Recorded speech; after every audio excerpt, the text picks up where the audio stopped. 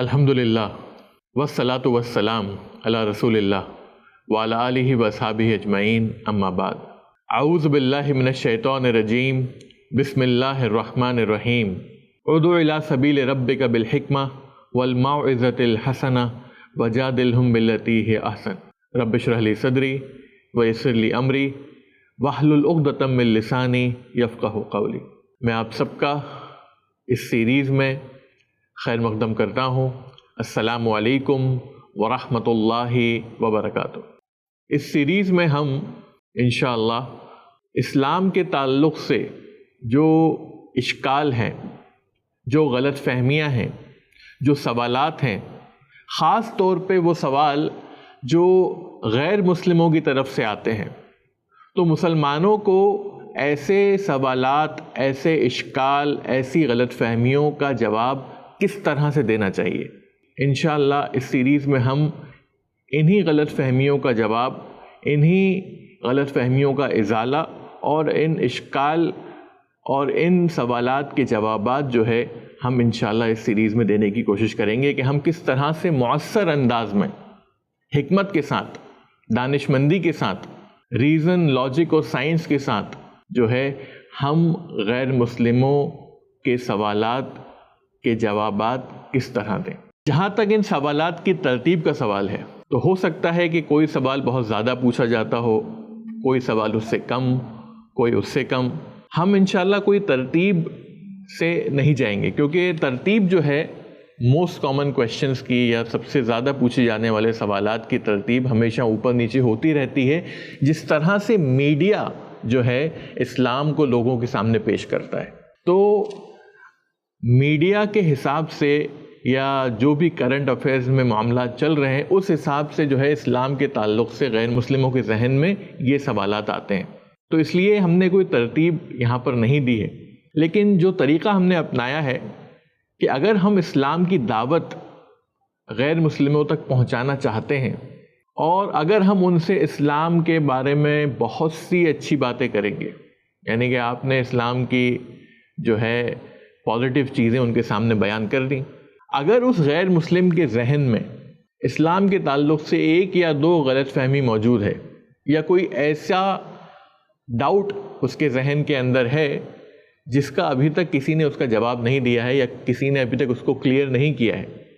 تو وہ جو آپ اچھی باتیں اسلام کے بارے میں اس کو بتا رہے ہیں، اس کا اثر اتنا اس کے ذہن پر نہیں ہوگا جب تک کہ آپ اس کے ذہن کے اندر جو اشکال ہیں، جو ڈاؤٹس ہیں یا جو غلط فہمیاں ہیں، جب تک اس کو آپ باہر نہیں نکالیں گے اور ان کا آپ جواب نہیں دیں گے، تب تک جو ہے وہ اسلام کی پازیٹیو چیزوں کو یا پازیٹیو ٹیچنگز کو یا اچھی تعلیمات کو وہ جذب نہیں کر پائے گا، ان کو لے نہیں پائے گا۔ تو اس لیے یہ بہت ضروری ہے کہ کپ جو ہے وہ آلریڈی بھرا ہوا ہے، اگر آپ اس میں اور ڈالیں گے تو کیا ہوگا؟ اوور فلو ہو جائے گا، باہر نکلنے لگے گا جو کچھ بھی آپ ڈالیں گے اس میں۔ تو اس لیے بہتر ہے کہ آپ پہلے کپ کو خالی کریں اور پھر جو آپ اس میں ڈالنا چاہتے ہیں وہ آپ اس میں ڈالیں۔ تو اس لیے اسلام کے تعلق سے غلط فہمیوں کا ہم پہلے ازالہ کریں، مسکنسیپشنز کو دور کریں، ڈاؤٹس کو کلیئر کریں، جو سوالات ہیں ان کے ذہن میں ان کے جواب دینے کی کوشش کریں اچھے انداز میں، اور اس کے بعد جب آپ اسلام کی کوئی اچھی بات اسے بتائیں گے تو کم سے کم وہ آپ کو فیئر ہیئرنگ تو دے گا۔ ہو سکتا ہے وہ اسلام قبول نہ کرے، لیکن کم سے کم اس کے دل میں جو نفرت ہے یا جو نگیٹیوٹی ہے اس کے اندر، یا ہیٹریڈ ہے، اینیموسٹی ہے، وہ تو کم سے کم دور ہو جائے گی۔ تو اس لیے ہمارے لیے یہ ضروری ہے کہ ہم غیر مسلموں کے ذہن کے اندر جو بھی ڈاؤٹس ہیں، جو بھی مسکنسیپشنس ہیں، جو بھی غلط فہمیاں ہیں، اس کو دور کرنے کی کوشش کریں، اور اس طرح سے ہم اسلام کی دعوت کو مؤثر انداز میں پیش کر پائیں گے انشاءاللہ۔ مسلمانوں سے اکثر یہ سوال کیا جاتا ہے، جہاں پر بھی مسلمان اقلیت میں ہیں، مائنورٹی میں ہیں، کہ تم لوگ دیش کے وفادار کیوں نہیں ہوتے؟ کیوں مسلمان یا کیوں اسلام نیشنلزم کے خلاف ہے؟ یا کیا اسلام نیشنلزم کے خلاف ہے؟ میں آپ کے سامنے ایک چیز واضح کر دوں، پیٹریوٹزم اور نیشنلزم، اس میں بڑی ہی مہین، بہت ہی تھن لائن ہے جو اس میں فرق ہے پیٹریوٹزم میں اور نیشنلزم میں، وہ واضح کرنا بہت ضروری ہے۔ پیٹریوٹزم کہتے ہیں اپنے ملک سے محبت کرنا، اپنے دیش سے پریم کرنا، اپنے دیش سے محبت کرنا اس کی اچھائیوں کے لیے، اور اگر اس میں کچھ کمیاں ہیں، کچھ ایسی چیز ہے جس کے اندر ریکٹیفیکیشن ضروری ہے، سدھار ضروری ہے، تو پھر ان غلطیوں کو بھی پوائنٹ آؤٹ کر کے اس کو امپروو کرنے کی کوشش کرنا۔ نیشنلزم کیا ہے؟ نیشنلزم جو ہے یعنی کہ جو بھی آپ کا ملک کہہ رہا ہے یا کر رہا ہے، جو بھی پالیسیز ہیں آپ کے دیش کی، چاہے وہ صحیح ہوں یا غلط ہوں، آپ پھر بھی جو ہے اپنے دیش کے ساتھ ہیں، آپ پھر بھی جو ہے جو دیش کہہ رہا ہے اس کے لیے تیار ہیں۔ یعنی کہ جسے ہم کہتے ہیں دیش بھکتی، وطن پرستی، یہ جو ہے یہ نیشنلزم کہلاتی ہے۔ یعنی میرا دیش صحیح ہو یا غلط ہو، ظلم کر رہا ہو نہیں کر رہا، اس سے ہمیں کوئی مطلب نہیں، جو بھی میرا دیش کہے گا، جیسا بھی کہے گا وہ صحیح ہے، یہ نیشنلزم ہے۔ پیٹریوٹزم اپنے ملک سے محبت کرنا، اپنے دیش سے پریم کرنا، جو بھی وہ اچھا کر رہا ہے، اور اگر کچھ کمی ہے تو اس کو سدھار کرنے کی کوشش کرنا۔ تو یہ بڑی ہی تھن لائن ہے پیٹریوٹزم اور نیشنلزم کے اندر۔ تو مسلمان جو ہے وہ اپنے ملک سے محبت کرتا ہے، مسلمان اپنے دیش سے، یہ ایک فطری عمل ہے کہ انسان جہاں پیدا ہوتا ہے، جہاں اس کو روزی روٹی مل رہی ہے، جہاں وہ رہ رہا ہے، اس سے محبت کرتا ہے، یہ ایک فطری عمل ہے۔ اور مسلمان اپنے دیش سے محبت کرتا ہے، لیکن اپنے دیش کی بھکتی یا وطن کی پرستش جو ہے وہ صرف اللہ کی ہوگی، مالک کی ہوگی، ایشور کی ہوگی، کیونکہ ایشور جو کہے گا وہ صحیح ہے۔ لیکن وطن سے محبت کرنا، اللہ کے رسول کی ہم سیرت دیکھ لیں، مکہ سے جو محبت اللہ کے رسول کو تھی وہ کسی اور جگہ سے نہیں تھی، یہاں تک کہ جب مجبوری میں اللہ کے رسول کو ہجرت کرنا پڑی مدینہ، آپ صلی اللہ علیہ وسلم ہجرت کر کے گئے مدینہ، اور اس کے باوجود آپ صلی اللہ علیہ وسلم جو ہے مکہ کے تعلق سے جو محبت تھی آپ کے دل کے اندر، وہ آخر تک باقی تھی، کیونکہ آپ وہاں پلے بڑے، پیدا ہوئے، ایک مکہ سے ایک الگ لگاؤ تھا آپ کا۔ یہاں تک کہ ہم دیکھتے ہیں کہ جب اللہ کے رسول مکہ میں تھے تو مدینے یعنی مسجد اقصیٰ کی طرف، کیونکہ کعبہ تھا اس ٹائم، تو مکہ کی طرف جو ہے اللہ کے رسول مکہ میں رہتے ہوئے مکہ کی طرف فیس کر کے بھی مسجد اقصیٰ کی طرف فیس کر لیتے تھے، لیکن جب ہجرت ہوئی تو وہ پاسبل نہیں تھا، کیونکہ مسجد اقصیٰ الگ ڈائریکشن میں تھی۔ تو اللہ کے رسول روتے تھے کہ اللہ کعبہ جو ہے وہ واپس مکہ ہو جائے، تو الحمدللہ اللہ تعالیٰ نے وہ دعا قبول کی اللہ کے رسول کی۔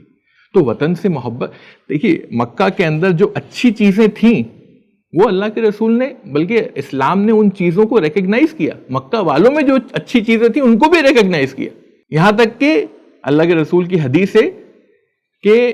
شرک مت کرو، اللہ ہی کی عبادت کرو، اور اپنے گیسٹ کے ساتھ، اپنے مہمان کے ساتھ اس کی مہمان نوازی کرو۔ ہم دیکھتے ہیں کہ عرب کے لوگ جو تھے وہ مہمان نواز ہوتے ہیں، آج بھی ہوتے ہیں، تو وہ جو کلچر تھا، جو اچھی چیز تھی، وہ کنٹینیو ہوئی اور اس کو ریکگنائز بھی کیا اسلام نے۔ تو وطن سے محبت یہ بالکل فطری عمل ہے اور مسلمان کو کرنا چاہیے۔ اور یہاں تک کہ ہم ہندوستان کا بھی اگر جائزہ لیں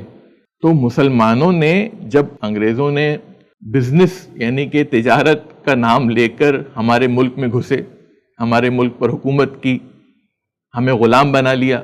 ان کو یہاں سے ہٹانے کے لیے صرف غیر مسلموں نے نہیں بلکہ مسلمانوں نے بھی قربانیاں دیں، جیل گئے، ظلم و زیادتی سہی، کئی مسلمانوں نے جانیں تک دیں۔ کیوں؟ کیونکہ اسلام کہتا ہے کہ اگر کہیں بھی ظلم و زیادتی، اگر آپ صحیح ہیں، آپ حق پر ہیں، تو باطل کے خلاف جانے کے لیے، اگر آپ کو حق پر استحکام کے ساتھ جمے رہنے کے لیے، اگر آپ کو اپنے خلاف بھی کیوں نہ جانا پڑے، آپ جائیے، لیکن حق پہ جمے رہیے، صحیح بات کے لیے کھڑے ہو جائیے۔ قرآن مجید کی آیت ہے، اللہ تعالیٰ فرماتا ہے سورہ نساء کی آیت نمبر 135 میں کہ حق کے اوپر جم جاؤ، گواہ رہو، چاہے تمہیں اپنے خلاف ہی کیوں نہ جانا پڑے، چاہے اپنے ماں باپ کے خلاف ہی کیوں نہ جانا پڑے، چاہے غریب یا امیر کے خلاف ہی کیوں نہ جانا پڑے۔ تو اگر آپ کا ملک حق پر ہے اور وہ صحیح بات کر رہا ہے، اچھی بات کر رہا ہے، تو اس کا ساتھ دینا، اس کے ساتھ کھڑے ہو جانا اسلام یہی سکھاتا ہے، تو وہ نیشنلزم ہو جائے گا۔ تو آج ہم دیکھتے ہیں کہ نیشنلزم کی وجہ سے کئی ایسی کٹر آرگنائزیشنز وجود میں آئی ہیں جو ایکچولی لوگوں کو توڑتی ہیں، ڈیوائیڈ کرتی ہیں، اور اس کی بنیاد جو ہے وہ نیشنلزم ہی ہے، جسے ہم کہتے ہیں وطن پرستی۔ جیسے کہ اقبال نے کہا، ان تازہ خداؤں میں بڑا سب سے وطن ہے، جو پیرہن اس کا ہے وہ مذہب کا کفن ہے۔ آج لوگوں نے وطن کو اپنا خدا بنا لیا ہے، اس کی پرستش کی جا رہی ہے، اس کی بھکتی کی جا رہی ہے۔ تو اسلام کہتا ہے کہ بھکتی جو ہے، پرستش جو ہے، وہ صرف ایشور کی ہوگی، وہ صرف اللہ کی ہوگی، وہ صرف اوپر والے کی ہوگی، لیکن محبت آپ اپنے وطن سے ضرور کیجئے۔ یہ تو بلکہ فطری عمل ہے، فطرت میں ہے انسان کی کہ جہاں وہ پیدا ہوتا ہے، جہاں پلا بڑا ہوتا ہے، جہاں اسے روزی روٹی ملتی ہے، اس سے محبت ہوتی ہے، اس سے لگاؤ ہوتا ہے۔ اللہ کے رسول کو مکہ سے لگاؤ تھا۔ تو اپنے وطن کی، اپنے دیش کی جو بھی وہ اچھا کر رہا ہے اس کو آپ ریکگنائز کیجئے، لیکن اگر جو کمیاں ہیں تو اس کو بھی سدھارنے کی کوشش کیجئے۔ امید کرتا ہوں یہ سوال کا جواب ہوا۔ ایسے ہی اور ویڈیوز بنانے میں ہماری مدد کریں۔